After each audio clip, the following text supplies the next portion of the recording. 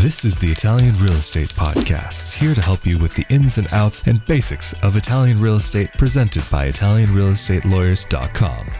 Hello there, and welcome to another edition of the Italian Real Estate Podcast, presented by ItalianRealEstateLawyers.com. Of course, we are back here again with Italian attorney Marco Permunian. How you doing, man?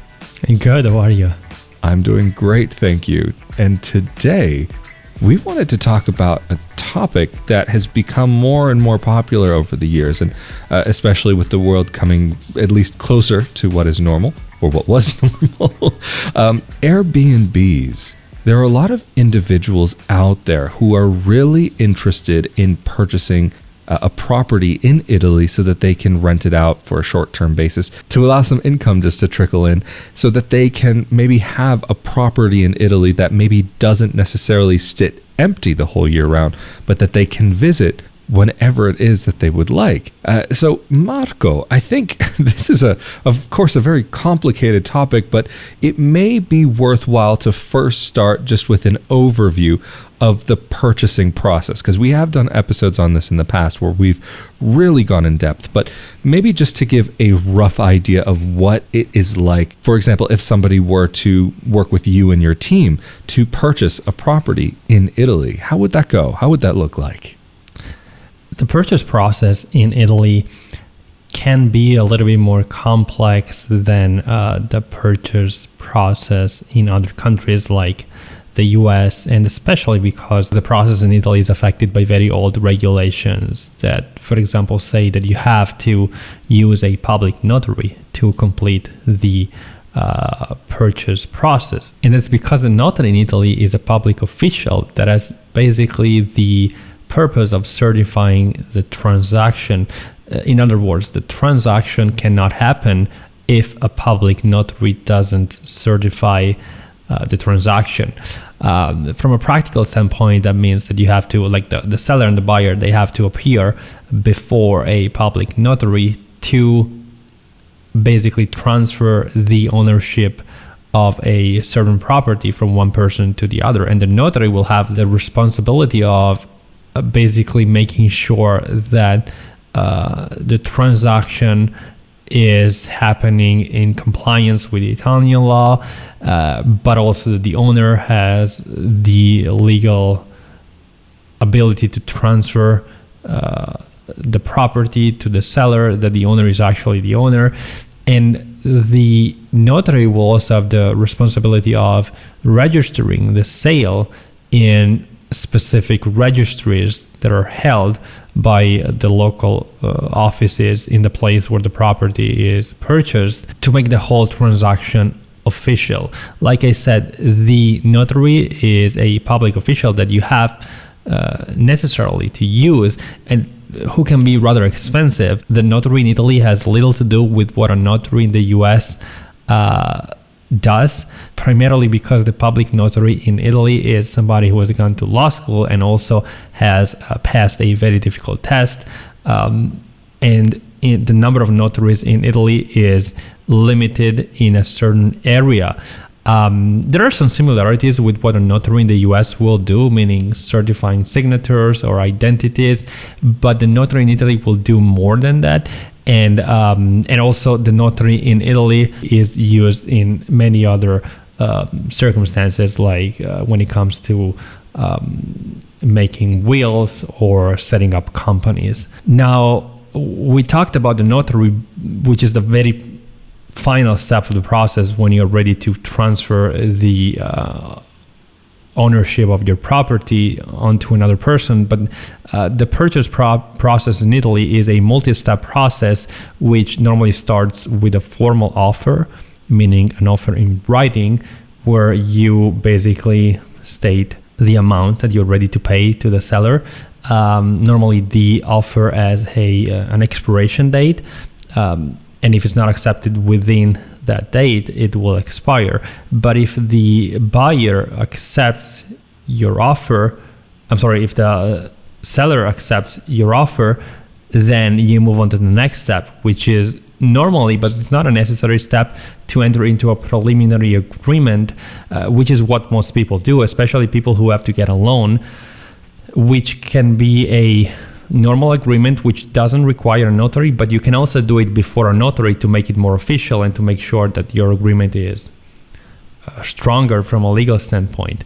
After you have entered into a preliminary agreement, which states basically that you promise to sell your property to that specific person within a certain time frame, normally what the parties do is they do some due diligence just to make sure that everything is fine, that the owner is actually the owner, that the property is good from a structural standpoint and from a legal standpoint, that there are no liens or other limitations. And then, like I said, the final step is to complete the purchase, which necessarily must happen before a notary. And normally it's a kind of a ceremony that takes place in the notary's office where the parties appear before the notary and the notary reads the property deed to make sure that it's understood by everybody. And if everybody's in agreement, then they sign the agreement and the ownership passes to the other person, and the buyer has to pay the seller. Normally that's done through a certified check or a cashier's check, which is given to the seller in exchange for the keys of the apartment.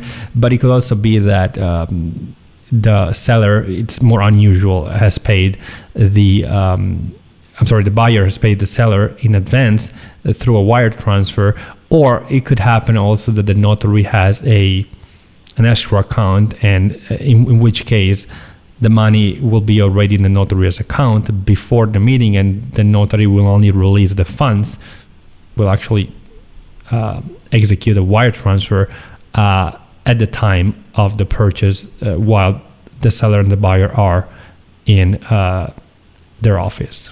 And that's fascinating. So having covered the technical legal aspect of what actually goes on during the process of the purchase itself, how does the running of that business go, that process, for not necessarily process, but the things that you have to keep in mind when you are running an Airbnb in Italy? How does that look from an owner's perspective? So first of all, you can run an Airbnb as a company or as an individual, and that will change your taxes. But maybe we can talk about that in a second. But basically what you're doing when you're offering your property through Airbnb is you're entering into a short-term agreement with your guest. And in Italy, if a rental agreement is shorter than 30 days, then it doesn't need to be registered, which means we talked about rental agreements in Italy in other episodes. They're very well regulated as opposed to what happens in other countries. You can only sign certain types of agreements. The majority of people in Italy sign at least a 4 years rental agreement, which needs to be registered.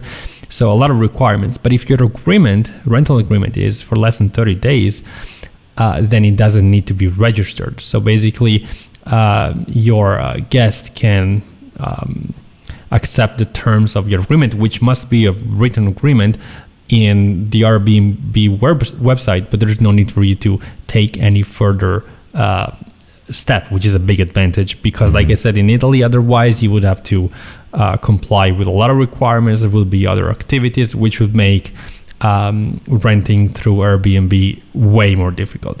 But because it's a short-term agreement, so it falls within that category, you don't have to basically comply with all of these requirements.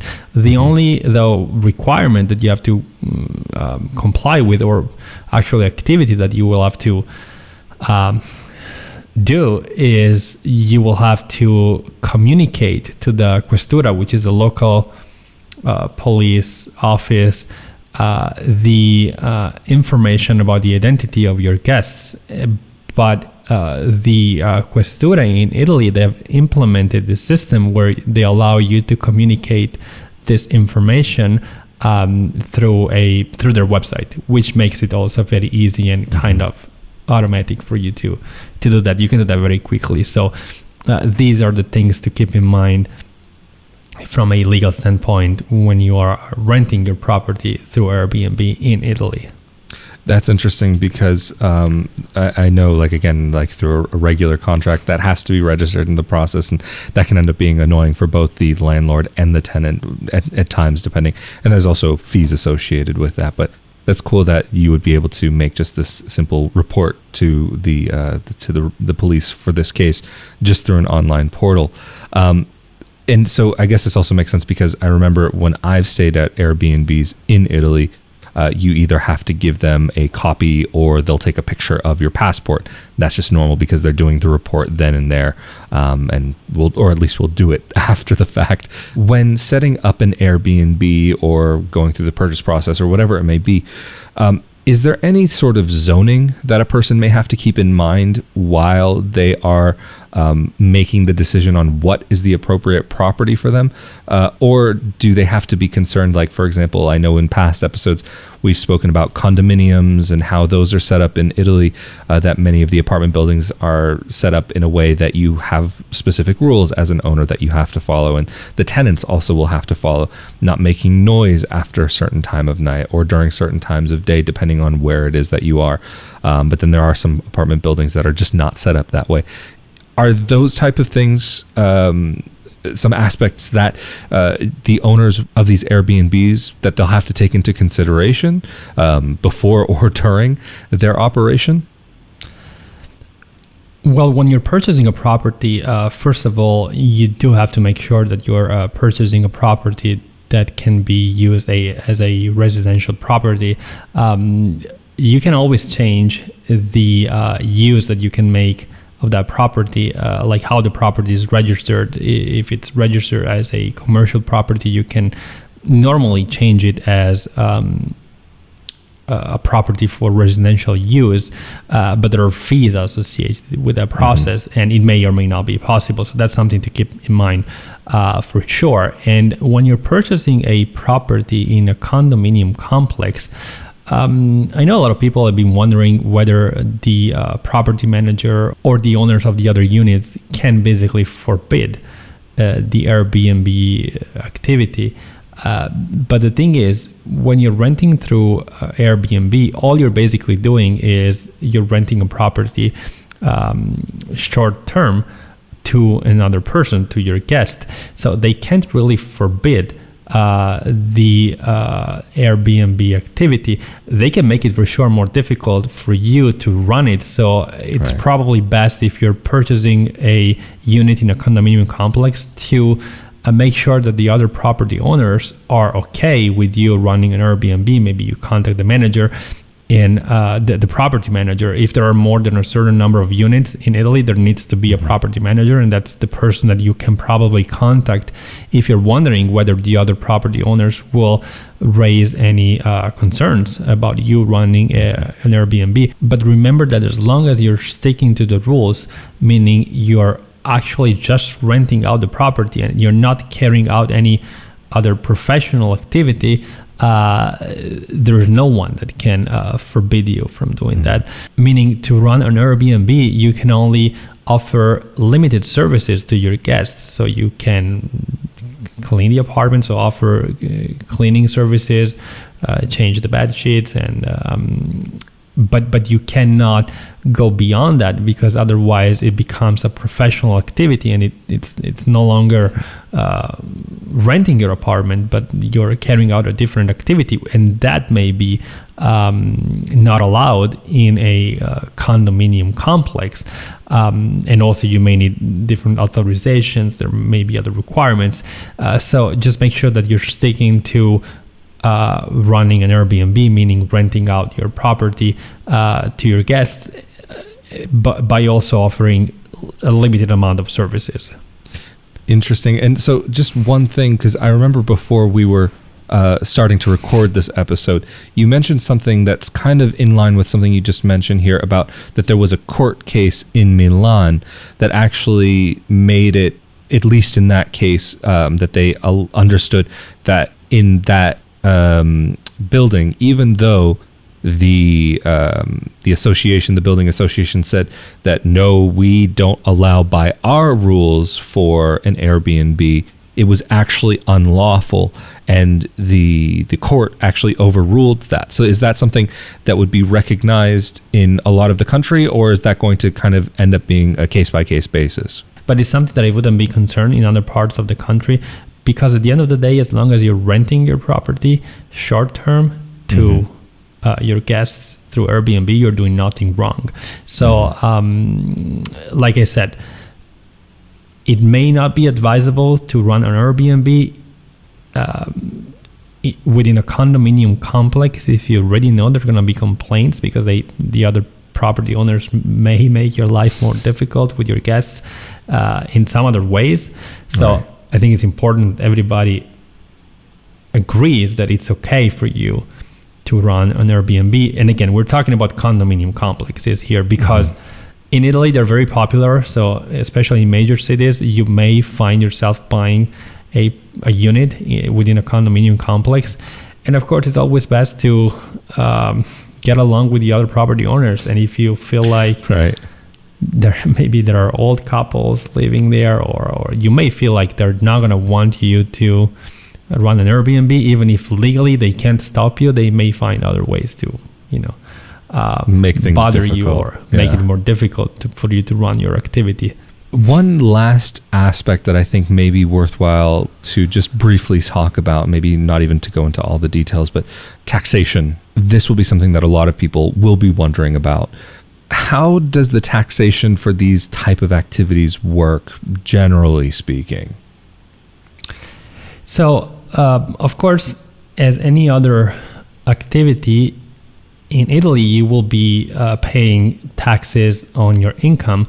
And if you go for the normal regime, then taxation in Italy will probably be on the higher end. Of course, you could choose to buy the property or run the business through your company, which would probably make taxes a little bit lower on the lower end. But if you're running the Airbnb as an individual, you can expect higher taxation. That's why the Italian government has a few years back introduced a new tax regime for rentals.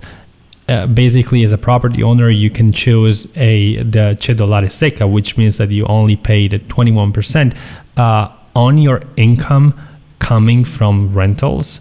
It also means that you cannot deduct any other expenses as you could do if you were in the normal tax regime. So you can write off the cost of the property manager, or even the Airbnb fees, which you cannot do if you are using this cedolare secca. But the taxation becomes very advantageous because we're only talking about the 21%. And you can only take advantage of the cedolare secca if you own the property as an individual, not if the property is owned by your company. So this kind of gets back into what you were talking about before, that if you are just an individual doing short-term rentals, this is a different case that nobody can come after you for per se. But if you do it as a company, as a commercial venture, then that's the type of situation where you could end up raising some potential issues for yourself. Or did I misunderstand that? Actually, at the end of the day, what makes the difference is the kind of activity that you're running. So if your activity is limited to renting out the property and offering very basic services, then you can qualify for the cedolare secca, and then you are respecting all of the Airbnb rules in Italy. But what makes the difference if you go beyond that, then if you offer other services, then you're actually running a different type of business. You're no longer just renting out the property through Airbnb, but you're actually doing something different, which means that you cannot use this very advantageous tax regime that I just mentioned, but also it also means that there may be other limitations and requirements to consider, because you're no longer just renting your property. So you're not running an Airbnb, you're doing something more. Interesting. So in that case, maybe that potential something more, say, for example, if you own a piece of property and that property is maybe on a farm and it's an agriturismo, for example, would that maybe be the type of situation that goes beyond the normal scope of just providing cleaning and linens? Probably, yes. It could be that you're maybe at that point running a hotel or a different type of activity that doesn't qualify as purely as Airbnb. Interesting. Well, this has been a really fascinating episode. Of course, if anybody has any questions, they can definitely leave that down in the comment section here on YouTube, or if you're listening to this as an audio-only podcast, feel free to come on over. Or if anybody has any questions that they would like to send directly to you and your team, how can they get in contact with you guys for more assistance with the purchase process and even upkeep of their Airbnb here in Italy? And people can contact us through our website, italianrealestatelawyers.com, or give us a call. The number is on the website. Absolutely fantastic. And of course, if you're interested in more content like this, be sure that you are subscribed to this YouTube channel or the audio-only podcast. But of course, if you're subscribed to the YouTube, you're also automatically subscribed to the Italian Citizenship Podcast. Of course, it could be advantageous to potentially be an Italian citizen while running your business or commercial activities in the nation. And of course, also, if you're interested in more content about life abroad, living abroad as a dual citizen expat in Italy or elsewhere in the EU, be sure to come over to my YouTube channel, youtube.com/Rafael Di Furia. You can also find it through the audio-only podcast, Not Your Average Globetrotter. But of course, on YouTube, sometimes I get out and about and do a little bit of exploring, show you guys where I am, and a lot more fun. Of course, thank you, Marco, for making yourself available for this episode of the Italian Real Estate Podcast presented by ItalianRealEstateLawyers.com. Of course, for everybody out there, we have been here with Italian attorney Marco Permunian. I'm Rafael Di Furia. Stay safe and healthy out there, and we will see you all next time. Later. Thank you.